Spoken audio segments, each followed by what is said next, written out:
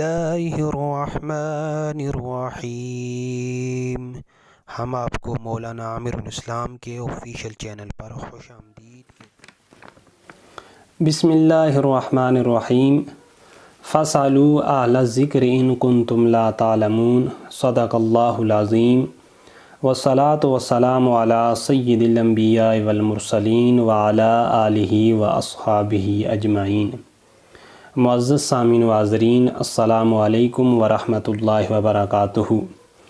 سوال ہے کہ اگر 4 رکعت والی نماز کے پہلے قعدہ میں درود شریف کے چند الفاظ کہہ دیے تو کیا سجدہ سہو واجب ہوگا یا نہیں؟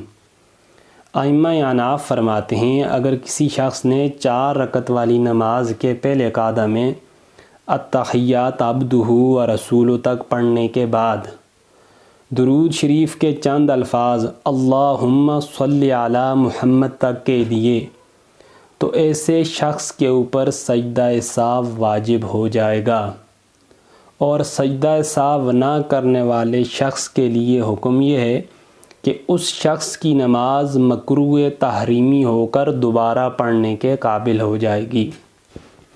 اب یہاں ذہن میں یہ مغالطہ ہوتا ہے کہ درود شریف پڑھنے کی وجہ سے سجدہ سہو کو کیوں ضروری قرار دیا گیا؟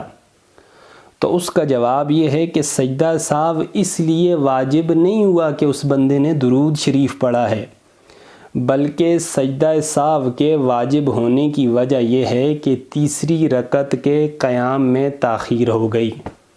اگر اتنی دیر وہ بندہ درود شریف نہ بھی پڑھتا، خاموش بھی رہتا، تب بھی اس کے اوپر سجدہ سہو واجب ہو جانا تھا۔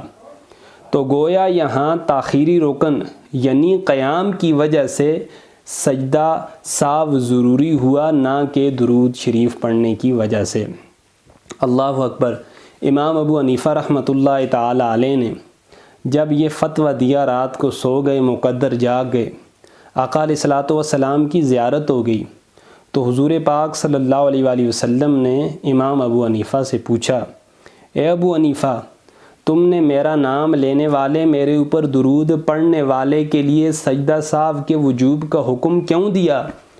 اللہ اکبر۔ امام ابو حنیفہ رحمۃ اللہ تعالی نے عرض کی، یا رسول اللہ صلی اللہ علیہ وآلہ وسلم، جو آدمی غفلت سے آپ کا نام لے، غفلت سے آپ کے اوپر درود پڑھے، میں نے اس کے لیے سجدہ سہو کو ضروری اور واجب قرار دیا ہے، کیونکہ درود ایک تحفہ ہے، اور تحفہ غفلت سے نہیں دیا جاتا، تحفہ ہوش و حواس کو قائم رکھ کے دیا جاتا ہے۔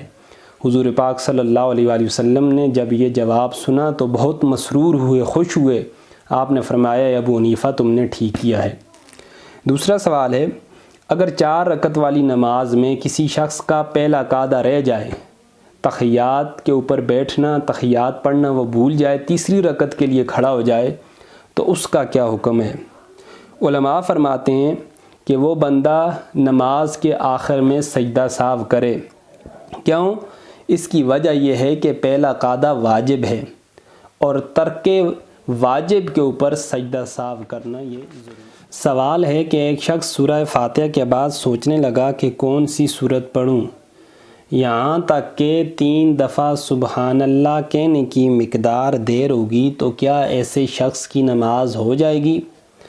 تو اس کا جواب یہ ہے کہ سورہ فاتحہ کے ساتھ کسی سورت کا ملانا ائمہ احناف کے نزدیک واجب ہے، کیونکہ یہاں واجب میں تاخیر ہوگی ہے، تو واجب میں تاخیر کی وجہ سے ایسے شخص کو سجدہ سہو کرنا پڑے گا۔ اس طرح اس کی نماز مکمل ہو جائے گی۔ اگر سجدہ سہو نہیں کرے گا تو اس کی نماز قابل اعادہ ہوگی، یعنی اسے دوبارہ اپنی نماز پڑھنی پڑے گی۔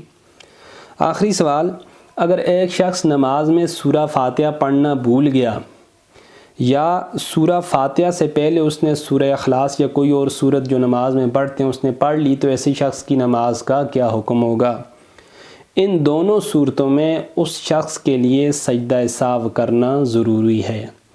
اللہ اکبر۔ اللہ رب العزت کی بارگاہ میں دعا ہے کہ اللہ تعالیٰ میں نماز سیکھ کے پڑھنے کی توفیق عطا فرمائے، اور ان غلطیوں سے بچنے کی توفیق عطا فرمائے، تاکہ ہماری نمازیں ضائع ہونے سے محفوظ ہو جائیں۔ وما علینا الا البلاغ المبین۔